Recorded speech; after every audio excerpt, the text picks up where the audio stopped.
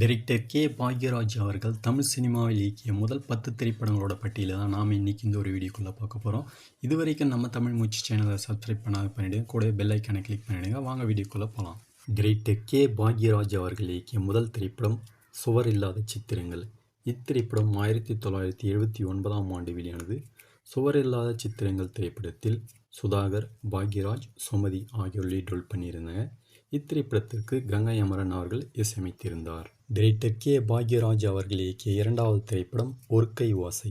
இத்திரைப்படம் 1980ஆம் ஆண்டு வெளியானது. ஒரு கை ஓசை திரைப்படத்தில் கே பாக்யராஜ் மற்றும் அஸ்வினி ஆகியோர் லீட் ரோல் பண்ணியிருந்தாங்க. இத்திரைப்படத்திற்கு MS விஸ்வநாதன் அவர்கள் இசையமைத்திருந்தார். மூன்றாவது திரைப்படம் மௌன கீதங்கள். இத்திரைப்படம் 1981ஆம் ஆண்டு வெளியானது. மௌன கீதங்கள் திரைப்படத்தில் பாக்யராஜ் மற்றும் சரிதா ஆகியோர் லீட் ரோல் பண்ணியிருந்தாங்க. இத்திரைப்படத்திற்கு கங்கை அமரன் அவர்கள் இசையமைத்திருந்தார். நான்காவது திரைப்படம் இன்று போய் நாளை வா. இத்திரைப்படம் 1981ஆம் ஆண்டு வெளியானது. இன்று போய் நாளை வா திரைப்படத்தில் கே பாக்யராஜ் மற்றும் ராதிகா ஆகியோர் லீட் ரோல் பண்ணியிருந்தாங்க. இத்திரைப்படத்திற்கு இளையராஜா அவர்கள் இசையமைத்திருந்தார். பாக்யராஜ் அவர்கள் இயக்கிய ஐந்தாவது திரைப்படம் விடியும் வரை காத்திரு. இத்திரைப்படம் 1981ஆம் ஆண்டு வெளியானது.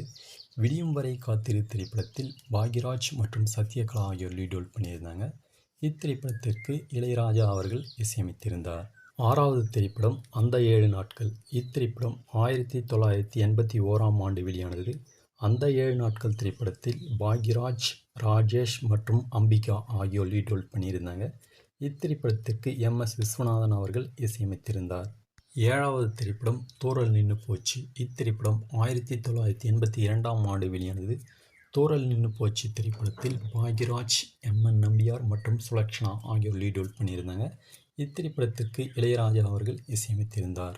எட்டாவது திரைப்படம் பொய் சாட்சி. இத்திரைப்படம் 1982ஆம் ஆண்டு வெளியானது. பொய் சாட்சி திரைப்படத்தில் கே பாக்யராஜ், ராதிகா சரத்குமார் மற்றும் சுமித்ரா ஆகியோர் லீட் ரோல் பண்ணியிருந்தாங்க. இத்திரைப்படத்திற்கு சங்கர் கணேஷ் என்பவர் இசையமைத்திருந்தார். ஒன்பதாவது திரைப்படம் டார்லிங் டார்லிங். இத்திரைப்படம் 1982ஆம் ஆண்டு வெளியானது. டார்லிங் டார்லிங் திரைப்படத்தில் பாக்யராஜ், பூர்ணிமா மற்றும் சுமன் ஆகியோர் லீட் ரோல் பண்ணியிருந்தாங்க.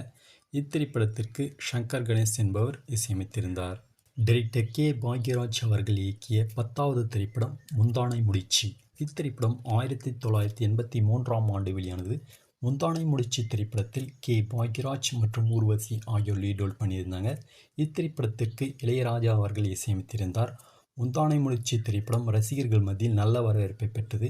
இத்திரைப்படம் பாக்ஸ் ஆஃபீஸில் பிளாக் பஸ்டர் ஹிட் அடிச்சது. ஓகே ஃப்ரெண்ட்ஸ், டைரக்டர் பாக்யராஜ் அவர்கள் இயக்கிய மற்ற திரைப்படங்களோட பட்டியலை நாம் அடுத்த ஒரு வீடியோக்குள்ளே பார்க்கலாம்.